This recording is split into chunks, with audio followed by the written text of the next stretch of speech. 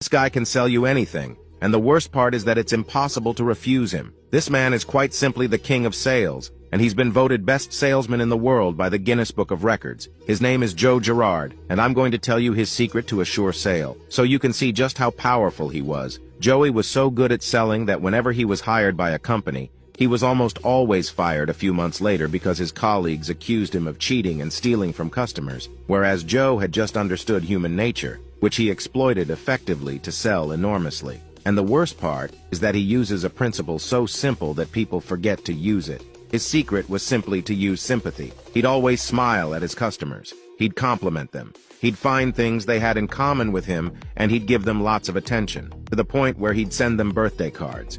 Sympathy is really the most powerful way of persuading someone to do something, so I encourage you to put it into practice, and you'll see that your customer will feel much more pampered, will find it much easier to buy your product.